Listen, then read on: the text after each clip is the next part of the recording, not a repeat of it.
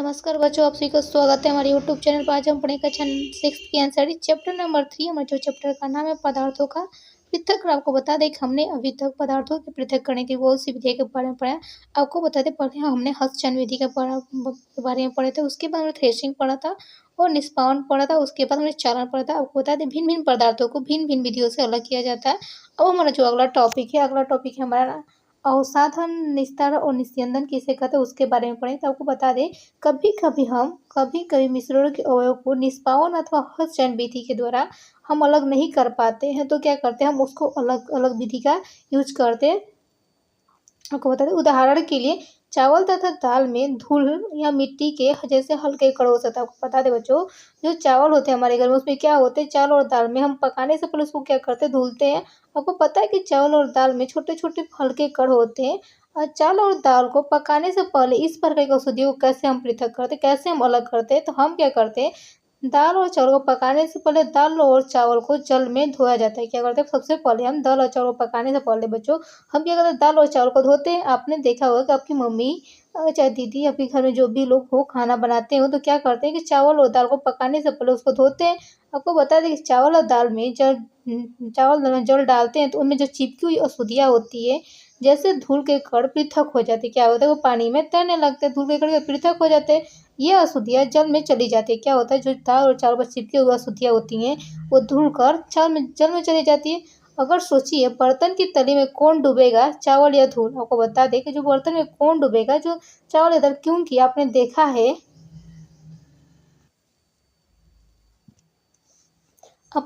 कि बर्तन को थोड़ा सा टेढ़ा करके जल को बाहर निकाल गिराया जाता है, तो मिश्रण से जल मिलने पर भारी अवयव को नीचे तली में बैठ जाने के प्रक्रम का अवसादन है। जैसे ही हम जिस पात्र से हम दाल को धुलते हैं, उस पात्र को हम टेढ़ा करके जब जल को बाहर गिराया जाता है, तो मिश्रण में जल में भारी जो अवयव होते हैं नीचे के तली में बैठ जाते हैं। नीचे के तली में बैठ जाने के प्रक्रम को, जो नीचे के तली में बैठ जाते हैं, भारी कण होते हैं, वो अवसाधन कहा जाता है। क्या कहते हैं, उसको हम अवसाधन कहते हैं। अवसादित मिश्रण को बिना हिलाए मिट्टी को, जैसे बिना अवसादित जो मिश्रण है जिस बर्तन में बैठा है, उसको बिना हिलाए मिट्टी सहित उडेलने की, मतलब गिराने की प्रक्रिया, चाहे उडेलने की प्रक्रिया को निस्तारण कहते हैं। क्या कहते हैं, निस्तारण कहते हैं। आइए आपको बताते हैं, आइए अब हम ऐसे अन्य मिश्रणों का पता लगाएंगे जिससे अवयव को अवसाधन तथा निस्तारण विधि द्वारा पृथक किया जा सकता है। अब हम अवसाधन और निस्तारण विधि द्वारा पृथक करने वाली विधियों के बारे में देखेंगे, ठीक है। जैसे ये फिगर में दिखाएगा, मिट्टी और जल का मिश्रण लीजिए, ठीक है। अब क्या करना, अघूर्णित जो पदार्थ होता है उसको धीरे धीरे उड़ेलते हैं, ऐसे दिखाएगा ना फिगर। यही सिद्धांत ऐसे द्रवों के मिश्रणों को पृथक करने में भी उपयोग में लाया जाता है जो आपस में मिश्रित नहीं होता। आपको बता दें, ऐसे ही जब इस अवसाधन निस्तारण का विधि का उपयोग जब हम करते हैं, जब आपस में मिश्रित नहीं होते, ऐसे द्रवों को, जैसे लिक्विड होते हैं जो आपस में क्या मिश्रण को पृथक करने के में उपयोग में लाया जाता है, जो आपस में मिश्रित नहीं होते, जो आपस में घुलते नहीं, ठीक है। उदाहरण के लिए होता है, तेल और जल को उनके मिश्रण के इस विधि द्वारा पृथक किया। आपको बता दें, जैसे ही हम पानी में तेल को डालते हैं, तो क्या उनको हम इस विधि से क्या कहते हैं, अलग अलग करते हैं। जैसे तेल में आपको अचानक जो हमारा तेल है पानी में गिर जाता है, उसको हम कैसे अलग करेंगे, तो हमको अवसाधन या निस्तारण विधि का क्या यूज करना पड़ेगा, निस्यंदन विधि का यूज करना पड़ेगा, ठीक है।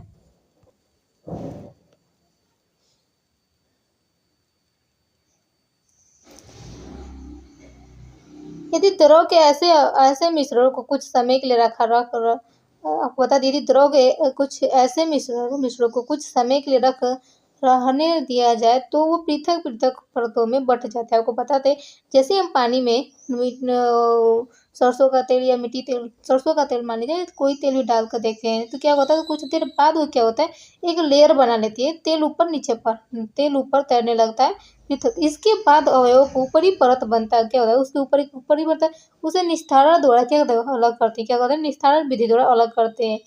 आइए हम फिर से एक ठोस तथा द्रव के किसी मिश्रण पर विचार करते हैं। चलिए बच्चों, अभी तो हम लिक्विड बात करते हैं, अब हम ठोस और लिक्विड के, अब जैसे चाय तैयार करने के बाद आप चाय की पत्तियाँ होती है, उसको अलग करने के लिए क्या करते हैं, जब आप चाय की पत्तियाँ होती है उसको अलग, चाय बनाने के लिए, चाय तैयार हो जाते हैं, उसके बाद जो चाय की पत्तियाँ होती है, चाय से अलग करने के लिए अक्सर आप छलनी छलनी का या छलनी का उपयोग करते क्या करते हैं? छलनी या छलनी का उपयोग करते आइए हम निस्तारण विधि का उपयोग करके देखते हैं। अभी तो हम चाय की पत्तियों को चाय से अलग करने के छलनी का यूज़ करते हैं। अब हम निस्तारण विधि का उपयोग करके देखते हैं। चलिए, इसके द्वारा कुछ सहायता मिलती है, परंतु क्या आपको चाय की पत्तियाँ अब अभी मिलती है? अब आपको बता दें कि अब चाय को एक छन्नी में डाल दीजिए। क्या करना है अब एक चाय को एक छन्नी में डाल दीजिए। क्या चाय की सारी पत्तियाँ छन्नी से गिर जाती है? इस प्रक्रम को निस्यंदन कहते हैं, फ़िल्टर करना कहते हैं। क्या कहते हैं? फ़िल्टर करते हैं। जब अब हम क्या करें, चाय को एक छन्नी में डाल देंगे, डाल दीजिए। क्या चाय की सारी पत्तियाँ छन्नी से गिर जाती है? अब सोचिए, तैयार चाय में जो हम लोग जो चाय बनाए, उस चाय की पत्तियाँ पृथक करने में निस्तारण और निस्यंदन में कौन-सी विधि अच्छी है? आपको बता दें, निस्तारण और निस्यंदन में कौन-सा अगर आपको चाय कह दिया जाए कि चाय को तैयार करना और उसको छान करना है, तो आपको पत्तियों को अलग करने के लिए निस्तारण और निस्यंदन में कौन-सी विधि अच्छी होगी, इसके बारे में अब हम उपयोग करने वाले वाले जल का उपयोग के उदाहरण के विचार में आपको बता दें, जब अब हम अपने उपयोग में आने वाले जल के उदाहरण पर विचार करते हैं। क्या बच्चों, क्या हम सभी को हर समय पीने के लिए सुरक्षित जल मिलता है? आपको बता दें बच्चों, जितने भी हमारे आसपास हैं वो हैंडपंप है, उसमें क्या हमें सुरक्षित जल पीने के लिए मिलता है? कभी-कभी आपको बता दें, नलों नलों में गंदा जल प्राप्त होता है। क्या होता है, जब भी कभी हमारा जो हैंडपाइप है उससे क्या होता है, गंदा जल निकलने लगता है। जैसे तालाबों तथा नदियों में एकत्रित किया गया जल भी क्या होता है, उनके लिए गंदित जल होते हैं, जिससे विशेषकर बरसात के दिनों में ऐसा होता है। ठीक है,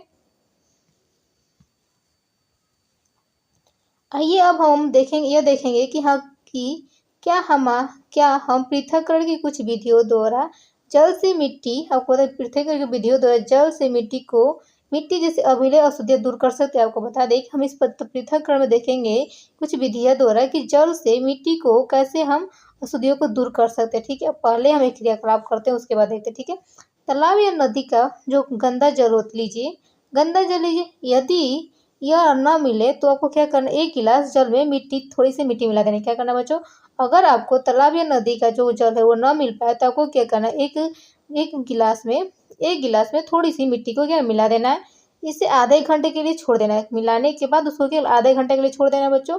जल को सावधानी पूर्वक ध्यान दीजिए और अपने प्रेक्षण को क्या करना, लिखना है। ठीक है, आपको ध्यान देना और क्या लिखना है कि 1 गिलास की तली में कुछ मिट्टी बैठी है। आप देखते होंगे कि क्या कि गिलास की तली में कुछ मिट्टी बैठी हुई है।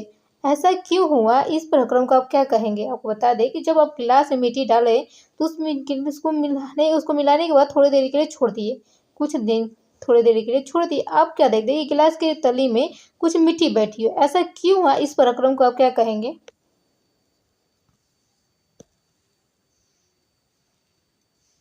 अब जल को बिना हिलाए गिलास को थोड़ा तिरछा कीजिए। क्या करना है आपको, बिना हिलाए गिलास को थोड़ा इस गिलास के ऊपर जल को दूसरे गिलास में उड़ेलना है। इस प्रक्रम को क्या कहेंगे? ठीक है, क्या दूसरे गिलास का जल अभी पंकिल अथवा भूरे रंग का है? आपको बता दें, जैसे ही हम उड़ेलते हैं तो जो दूसरा गिलास में होता है वो भी क्या गंदा पानी जा रहा है। अब इसका निस्यंदन करना है। क्या करना है, निस्यंदन करने। क्या चाय या छन्नी ने यह कार्य किया है? आइए कपड़े की सहायता से बच्चों को देखते हैं कि जल को निस्यंदन करने का प्रयास कपड़े के टुकड़े में बुने हुए धागों के बीच छोटे छोटे छिद्र अथवा रंध्र होते हैं। कपड़े इन्हीं छिद्रों का उपयोग निस्यंदन के रूप में किया जाता है। क्या करता है, कपड़े में बहुत से छोटे छोटे छिद्र होते हैं, जिसकी वजह से हम पानी को छान सकते हैं। निस्यंदन किया जाता है कपड़े में। ठीक, यदि जल अभी भी गंदा या गंधलायक होता है, अभी भी जल निस्यंदन करने के बाद भी जल गंदा है, तो अशुद्धियों को फिल्टर पत्र द्वारा निस्यंदन कर सकता है। अतः हम जल को निस्यंदन करते हैं, तो अगर वो भी तभी भी गंदा हो रहता है, तो हम क्या करते हैं, अशुद्धियों को फिल्टर पत्र द्वारा निस्यंदन कर सकते हैं, जिसमें जिसमें और भी छोटे छोटे रंध्र होते हैं। आपको बता दें, कपड़ों में छोटे छोटे रंध्र थे, जिसके माध्यम से हमारे पानी क्या होता है, छनती थी। लेकिन अभी भी जो पानी छनका आता है वो गंदा हो रहा रहता है, तो हम अब क्या करते हैं, उसके लिए उस अशुद्धियों को दूर करने के लिए फिल्टर पत्र का उपयोग करते हैं, निस्यंदन करते हैं। ठीक है, जिसमें बहुत भी फिल्टर पर में छोटे छोटे छिद्र होते हैं, रंध्र होते हैं। ठीक है, आपको बताया फिल्टर पत्र एक ऐसा निस्यंदन होता है, छानने की विधि होती है, जिसमें अत्यंत सूक्ष्म छिद्र होते हैं। क्या होते हैं, वो छोटे छोटे सूक्ष्म छिद्र होते हैं। ठीक है, फिल्टर पत्र के उपयोग के लिए आपको बताते हैं, फिल्टर पत्र के उपयोग से संबंधित विभिन्न चित्र दर्शाए गए। देखिए क्या करना है, फिल्टर पत्र को, जो फिल्टर पेपर लेना, देखिए फिल्टर पेपर लिया है, फिल्टर पेपर को एक शंकु की जैसी संरचना बनाना, शंकु के रूप में शंकु के रूप में मोड़ के कीप लगा दिया जाता है। क्या, तो कीप की जैसी संरचना बनाना है। आपको क्या करना है, फिल्टर पेपर को लेकर शंकु के रूप में मोड़कर कीप की तरह संरचना बनाना है, नहीं लगा दिया जाता है। इसके बाद क्या करते हैं, मिश्रण को फिल्टर पेपर के ऊपर उड़ेल, जो हमारा मिश्रण है उसको क्या करते हैं, फिल्टर पेपर के ऊपर उड़ेल देते हैं। मिश्रण के जो ठोस कण इसके छिद्रों से नहीं गुजर पाते तथा फिल्टर पथ पे ही रह जाता है। आपको बता दें, जो मिश्रण में हमने कपड़े से छाना था उस विलयन को हम फिर क्या करते हैं, उस विलयन को हम फिल्टर पत्र के ऊपर क्या करते हैं, डाल देते हैं, जिससे जो उसमें छोटे छोटे छिद्र के माध्यम से जो ठोस कण होते हैं क्या फिल्टर पत्र पे ही रह जाते हैं। ठीक है, हम देखते हैं कि साधारणतः फलों और सब्जियों के रसों को पीने से पहले, साधारणतः फलों और सब्जियों को रसों को पीने से पहले उनसे बीज तथा ठोस कणों को पृथक किया जाता है। आपको पता है बच्चों कि जब भी हम मार्केट में जाते हैं या जूस पीने जाते हैं तो क्या करते हैं, चाहे हम जूस अपने घर पे ही बनाते थे, क्या करते हैं बच्चों, उनको फलों तथा सब्जी के रसों को पीने से पहले उनसे क्या हम बीज या ठोस कणों को अलग करते हैं। निस्यंदन विधि का उपयोग कर घर पर पनीर बनाने में भी किया जाता है। आपको बता दें, जो निस्यंदन विधि होता है उसका उपयोग हम घरों पर पनीर बनाने में करते हैं। क्या होता है, पनीर बनाने में होता है। आपने देखा होगा कि पनीर बनाने के लिए दूध को उबालने से पहले उसमें नींबू का रस मिलाया जाता है। जब भी आपके घर में जब भी पनीर बनाया जाता है तो आप देखते होंगे कि पनीर को बनाने से पहले उसमें क्या दूध में नींबू का रस मिलाया जाता है, जिससे ऐसे पनीर के ठोस कण तथा द्रव मिश्रण प्राप्त होता है। आपको बता दें, पनीर के जैसे ही हम नींबू का रस डालते हैं तो जो हमारा दूध होता है वो फटकर पनीर के ठोस कण और द्रव में मिश्रण प्राप्त होता है। शरीर पनीर को इस मिश्रण से कपड़े या छन्नी से फिल्टर करके पृथक किया जाता है। आपको बता दें, जो पनीर को इस मिश्रण से कपड़े या छन्नी से क्या फिल्टर करके प्राप्त करते हैं। ठीक है, अब हमारा अगला टॉपिक है वाष्पन की विधि। वाष्पन विधि क्या होता है उसके बारे में पढ़ेंगे। ठीक है, वाष्पन विधि क्या होता है, एक आपको वाष्पन विधि पढ़ने से पहले हम क्रियाकलाप करते हैं। ठीक, एक बीकर में थोड़ा सा क्या करना है आपको बच्चों, थोड़ा सा जल लेकर उसमें 2 चम्मच नमक डाल दीजिए। आपको बता दें, एक बीकर लेना है, उसमें थोड़ा सा जल लेना, उसमें क्या 2 चम्मच नमक डाल देना और अच्छी तरह से क्या है उसको हिलाइए। क्या करना है, उसको मिला लेना है, ठीक से फेंट लेना है। अब क्या प्राप्त होता है, क्या पता देते हैं कि जल के रंग में कोई परिवर्तन देखा है। जैसे ही आपको एक बीकर लेना, उसमें थोड़ा सा नमक मिलाना, थोड़ा सा हिला दीजिए। अब क्या देखते हैं कि जल के रंग में कोई परिवर्तन देखते हैं। हिलाने के बाद क्या आप बीकर में कोई नमक देखते हैं। जब हम हिलाते हैं बच्चों, उसके बाद देखते हैं कि कोई नमक है। नमक के जल से भरे बीकर को गर्म कीजिए। आपको क्या करना है, नमक से जो हम एक बीकर लिए थे उसमें नमक डाले थे, उसको हिलाया तो फिर उसको देखे उसमें रंग में कोई परिवर्तन नहीं। हिलाने के बाद क्या बीकर को कोई नमक दिखता है। जैसे ही हम बीकर में नमक को घोल के मिला देते हैं तो क्या हमें बीकर में नमक दिखाई देता है। और जल से भरे बीकर को गर्म करना है। क्या करना है, जल से भरे बीकर को गर्म करना है। जल को उबाल कर उड़ने देना है। जल को उबल कर क्या उड़ने देना है। क्या बीकर में क्या बचता है, जैसे ही जल को हम गर्म करना स्टार्ट करते हैं उसमें का जो जल होता है वाष्प बनने के उड़ने लगता है। इस क्रियाकलाप में हमने मिश्रण से जल तथा नमक को पृथक करने के लिए वाष्पन विधि का क्या क्या प्रयोग किया। आपको बताते, जैसे ही जिस बर्फ बीकर में हमने नमक और जल का घोल का विलयन लिए थे, उस विलयन को क्या है गर्म करने के लिए रख दिया। आपको क्या देखते हैं, जैसे जैसे गर्म होता है जो हमारा पानी है वो भाप बन कर क्या होता है, वाष्प बन कर उड़ जाता है और जो हमारा नमक होता है वो क्या होता है नीचे तली में बैठ जाता है। इस क्रियाकलाप में हमने मिश्रण से जल तथा नमक को पृथक करने के लिए वाष्पन प्रक्रिया का प्रयोग किया है। क्या क्या आपको बता दें, जल को उसके वाष्प में परिवर्तन करने की प्रक्रिया वाष्पन कहलाता है। आपको बता दें, जल को उसके वाष्प में परिवर्तन करने की प्रक्रिया को वाष्पन कहते हैं। जहाँ पर जल होता है वहाँ वाष्पन की प्रक्रिया निरंतर होती रहती है। जैसे ही जहाँ पर जल होता है वहाँ पे क्या वाष्पन की प्रक्रिया निरंतर होती रहती है। आपके विचार से नमक कहाँ से आता है, आपको पता है बच्चों, जो हमारा नमक है वो कहाँ से आता है उसके बारे में देखते हैं। ठीक है, समुद्र के जल में अत्यधिक मात्रा में लवण मिश्रित होता है। जैसे ये आपने सभी समुद्र अपने पिक्चर में देखा होगा, उनमें क्या होता है अत्यधिक मात्रा में लवण मिश्रित होते हैं। इन्हीं लवणों में से एक एक लवण साधारण नमक होता है। इन्हीं लवणों में से एक सिंपल लवण होता है, साधारण नमक होता है। जब जब समुद्र के जल को बड़े-बड़े उथले गड्ढों में भरकर थोड़ा छोड़ दिया जाता है। आपको बता दें, जैसे ही आपको बता दें कि जल जो समुद्र का जल होता है, बड़े-बड़े गड्ढे खुदवा को उथले गड्ढों में उसको भरकर छोड़ दिया जाता है, तो क्या होता है, सूर्य के प्रकाश में जल जो होता है गर्म होकर वाष्प विधि द्वारा धीरे-धीरे वाष्प में बदलने लगता है। जैसे ही आपको समुद्र का जल लगे, गड्ढा खोद के उसमें डालकर रख दिया जाता है, डाल दिया जाता है, धीरे-धीरे जैसे ही सूर्य का प्रकाश पड़ता है, गर्मी पड़ती है जहाँ, तो जो जल होता है वो गर्म हो क्या, तो वाष्प द्वारा धीरे-धीरे वाष्पन विधि द्वारा अलग वाष्प में बदलने लगता है, जैसे वो उड़ जाता है और कुछ समय बाद सारा जल वाष्पित हो जाता है, तो तथा ठोस लवण नीचे बच जाते हैं। क्या होता है, ठोस लवण क्या होता है, नीचे बच जाते हैं। क्या होता है, ठोस लवण के नीचे नीचे बच जाते हैं, तो तत्पश्चात इन लवणों के मिश्रण का शोधन करके साधारण नमक प्राप्त किया। आपको बता दें, इन लवणों के मिश्रण का शोधन करके साधारण नमक प्राप्त किया जाता है।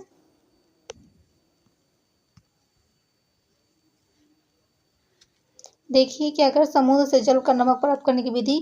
यहाँ पे समुद्र, यहाँ पर गड्ढा खोदकर क्या क्या क्या किया गया है, गड्ढा खोदकर उसमें समुद्र का पानी को इकट्ठा कर दिया गया।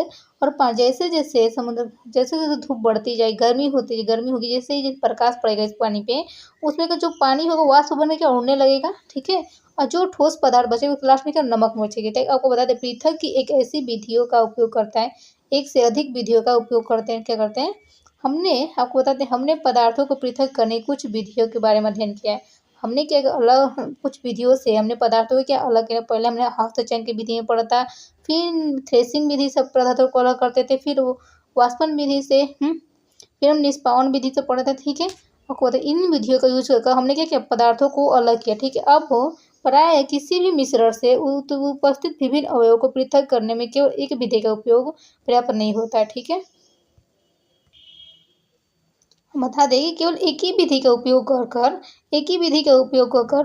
कर कर हम उपस्थित विभिन्न अवयवों को पृथक करने में केवल एक ही विधि का यूज नहीं कर सकते। ऐसी स्थिति में हम एक से अधिक विधियों का उपयोग करने की आवश्यकता होती है। आपको हम सिर्फ एक ही विधि का यूज कर कर हम उसका उपयोग कर कर पदार्थों को अलग पृथक कर नहीं कर सकते। सभी पदार्थों को हम एक ही विधि से पृथक अलग अलग नहीं कर सकते। इसके लिए हमें अनेक विधियों की आवश्यकता होती है, ठीक है। पहले हम एक क्रियाकलाप करते हैं 7.4 में, देखते हैं कि रेत और, जैसे आप बच्चों, रेत और नमक का मिश्रण लेना है। क्या करना है, रेत और नमक का मिश्रण लेना है। रेत और नमक का मिश्रण, इससे आप कैसे पृथक कर, जैसे आपको बता दें, कोई कह दे रेत लीजिए और नमक का, जो हमारा बालू है, बालू को ही हम व्यक्त करते हैं, बालू तथा नमक का मिश्रण लीजिए। अब इसे कह दे कोई कि आपको क्या करना है, इसको फिर से अलग करना है, मिला लेना और फिर इसको क्या करना, आप अलग करना है। तो आपसे पहले देखा है कि हमने हस्तचयन विधि के बारे में पढ़ा था। इसे पृथक के लिए व्यवहारिक नहीं होगी। आपको बता दें, हस्तचयन विधि से कोई कह दे कि आप रेत और नमक के मिश्रण को क्या करना, अलग करना है, तो क्या हो सकता है, इस मिश्रण को बीकर में रखना है। आपको पता है, रेत और नमक का मिश्रण लेना है, इसको क्या करना है, बीकर में रखिए। इसमें कुछ जल मिला दीजिए। अब क्या करना, नमक और रेत का मिश्रण लीजिए, उसमें क्या करना, एक बीकर में रखिए, उसमें क्या जल मिला दिए। इसके बाद बीकर को कुछ समय के लिए एक और रख दीजिए। क्या करना है, इसके बाद मिलाने के बाद बीकर को कुछ समय के लिए कहीं रख देना है, ठीक है। क्या आप यह देखते हैं कि रेत बीकर की तली में बैठ जाता है। हम देखते होंगे कि जैसे ही आप जल मिला,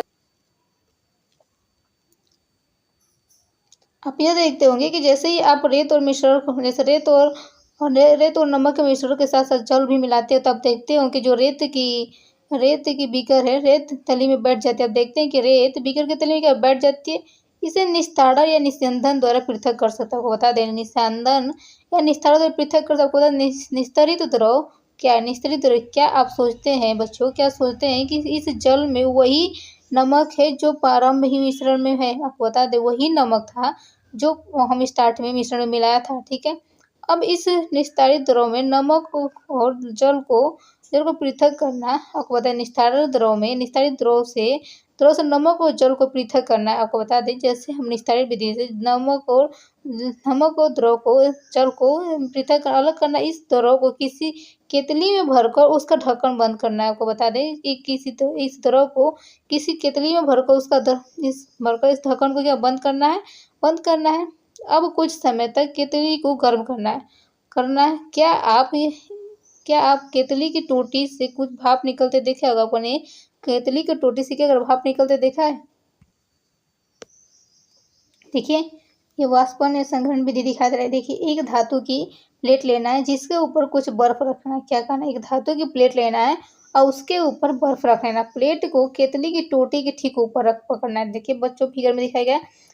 जो जो प्लेट है केतली के ठीक ऊपर पकड़ना है। ठीक ऊपर अपने चित्र में दिखाया गया 3.13 में दिखाया गया, ठीक है, दर्शाया गया है। आप क्या देखते हैं कि केतली के सारे जल को भाप में बदल दीजिए। क्या करना है, केतली के जो सारे जल थे उसको भाप में बदलिए। हाँ, जब आप भाप से ठंडी की गई प्लेट के संपर्क में आती है, जैसे ही भाप निकलता है, बच्चों देखते होंगे भाप निकलता है, भाप गर्म होता है, क्या होता है, जैसे ही भाप बर्फ से ठंडी प्लेट के संपर्क में आती है तो वो संघनित होकर द्रव जल में बन जाते हैं। आपको बता दें वो संघनित होकर द्रव जो होता है जल में बन जाती है।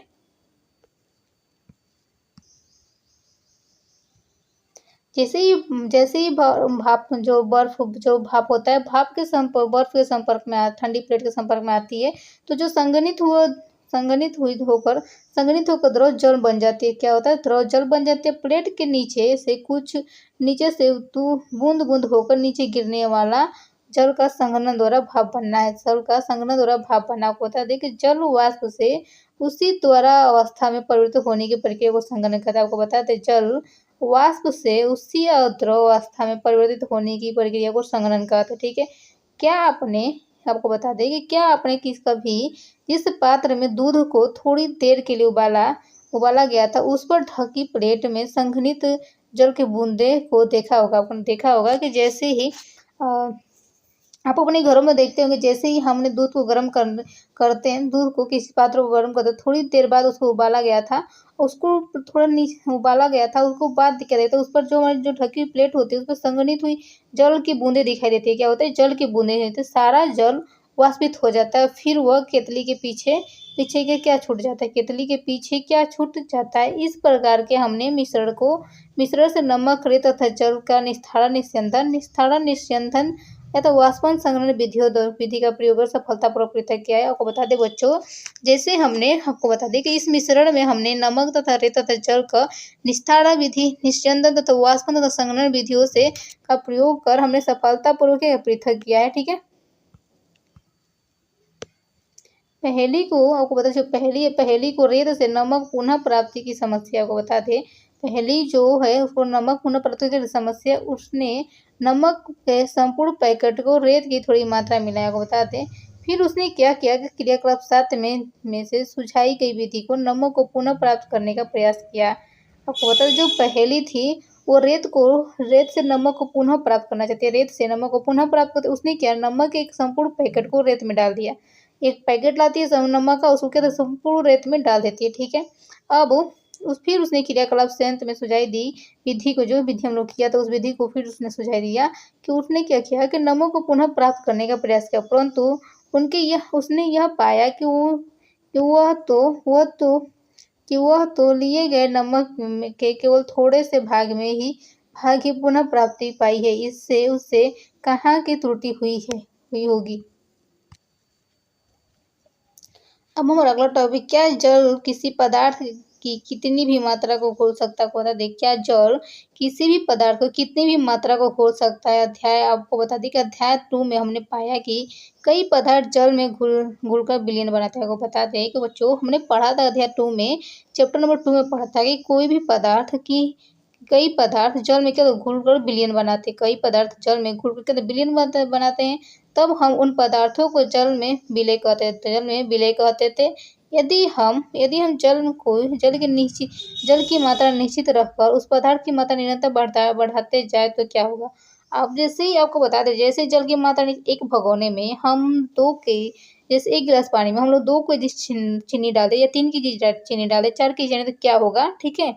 एक पहले से हम क्रियाकलाप करते हैं, उसके बाद जानेंगे कि कितना पानी में कितना पदार्थ को डालना चाहिए, ठीक है।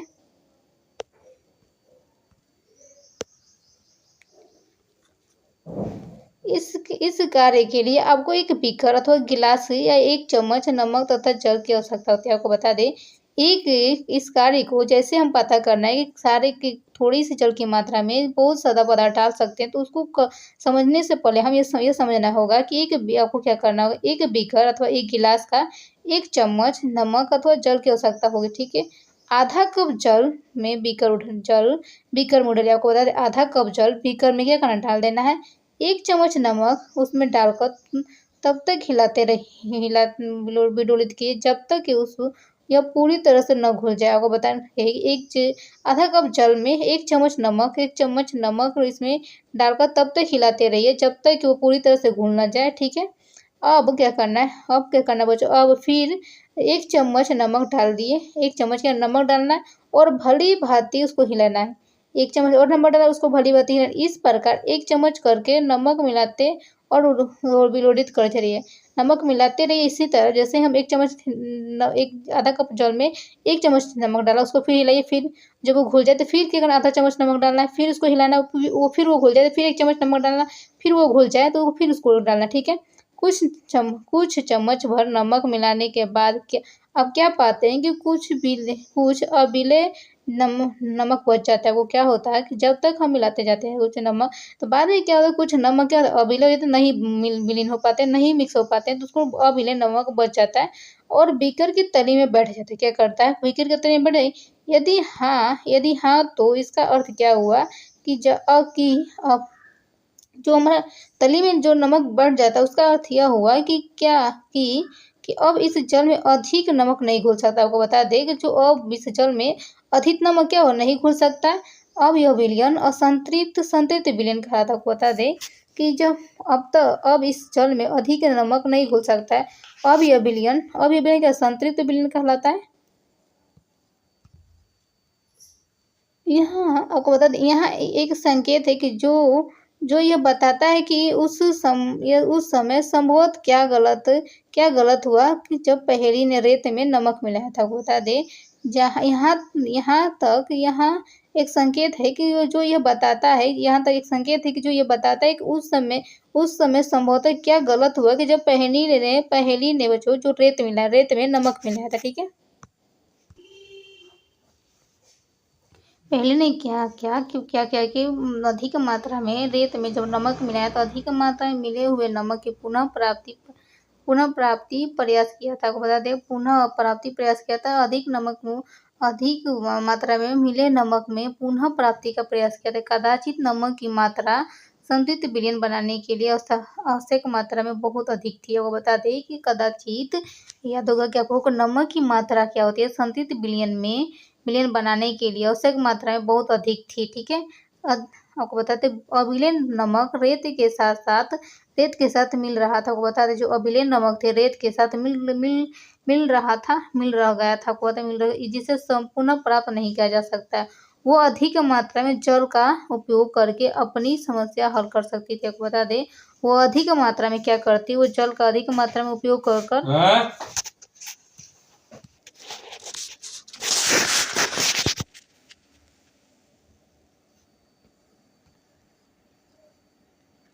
अम्लीय नमक रेत के साथ क्या हुआ मिल रह गया था जिससे पुनः प्राप्त नहीं किया जा सकता था।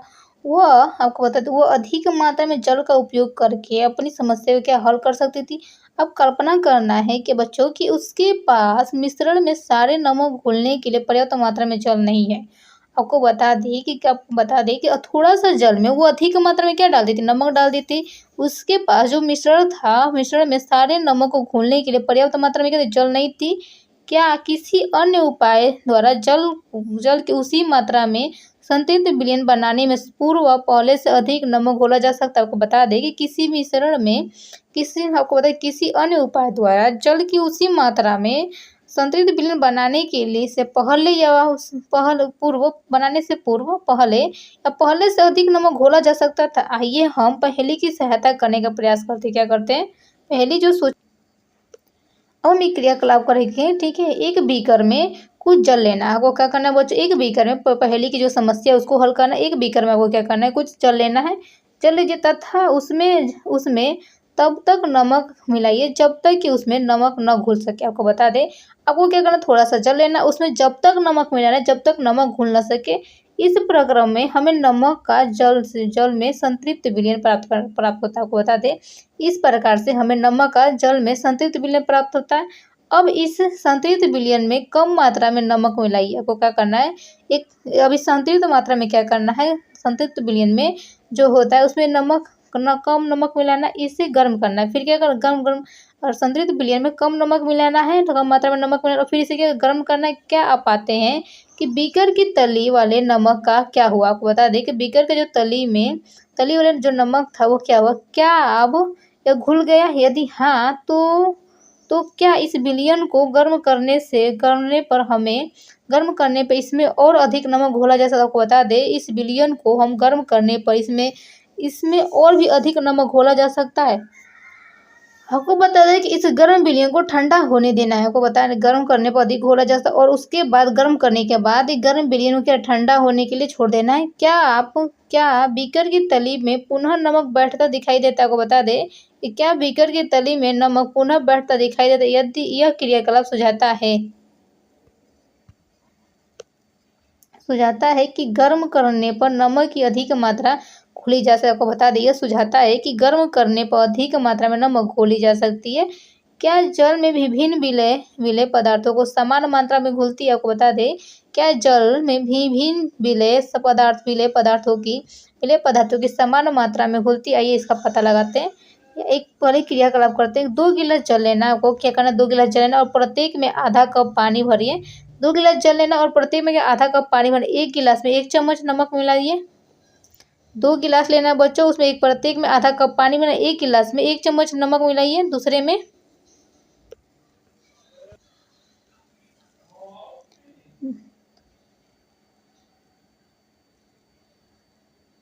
तब तक मिलाना है जब तक वो घुल ना सके। एक एक चम्मच नमक की मात्रा विलयन संतृप्त होने तक डालते जाइए। क्या करना है? जब तक विलयन संतृप्त न हो तब तक एक एक चम्मच नमक डालते रहना है। नमक के चम्मचों की संख्या जो कि घोली गई है सारणी में लिखना है। क्या करना है? नमक लिखना है। इस क्रियाकलाप को चीनी से दोहराइए करना। एक में तो हमको बताया था 2 बीकर लेना, दोनों में आधा कप पानी डालना। एक में तो नमक डालें, दूसरे में चीनी डालें, ठीक है। तो दूसरे में चीनी से दोहराएंगे। क्या आपको इसको जल में विलेय अन्य पदार्थों से भी दोहरा सकते हैं, ठीक है। आपको बताया सारणी में देखना है 3.2 में कि आप क्या जानकारी प्राप्त करते हैं, ठीक है। उसको नोट करके लिखना है, ठीक है। इसमें क्या आपने पाया कि जल में विभिन्न पदार्थों की भिन्न-भिन्न मात्रा का घोला जाता है? बता दें कि जल में विभिन्न पदार्थों की मात्रा को भिन्न-भिन्न पदार्थों की भिन्न-भिन्न मात्रा को घोला जा सकता है। हमने पदार्थों के पृथक्करण की कुछ विधियों के विषय में चर्चा की। आपको बता दें कि हमने पदार्थों के पृथक्करण की कुछ विधियों के विषय में चर्चा की। इस अध्याय में प्रस्तुत पृथक्करण की विधियों का उपयोग करके हम विज्ञान प्रयोगशाला में भी किया जा सकता है। बता दें कि जो इस चैप्टर हमने पढ़ा है बच्चों, उस चैप्टर का जो पृथक करने की कुछ विधियाँ थी, विशेष विषय पर चर्चा की। इस अध्याय के जो प्रस्तुत पृथक्करण की विधियाँ है उसका उपयोग हम विज्ञान प्रयोगशाला में भी कर सकते हैं। हमने यह भी सीखा कि पदार्थ को द्रव से घोलने से विलयन बनता है। आपको बता दें कि पदार्थ को द्रव में घोलने से विलयन बनता है। यदि विलयन में और पदार्थ न घुलने न आपको बता दें कि यदि विलयन में और न पदार्थ घुल सके तो यह संतृप्त विलयन कहलाता है। आपको बता दें कि यदि विलयन में और कोई पदार्थ न घुल सके तो यह संतृप्त विलयन कहलाता है। बच्चों, आपको वीडियो कैसी लगी? इस वीडियो से कोई भी टॉपिक ना समझ में आया हो तो प्लीज़ कमेंट बॉक्स में लिख के बताइए। और बच्चों, आपको वीडियो कैसी लगी? प्लीज़ वीडियो अच्छी लगी तो वीडियो को लाइक, शेयर और सब्सक्राइब करना ना भूलें। और कमेंट बॉक्स में इस वीडियो अपने चैप्टर से कुछ भी संबंधित क्वेश्चन हो उसको पूछ सकते हैं, प्लीज़ लिख कर बताएं, ठीक है।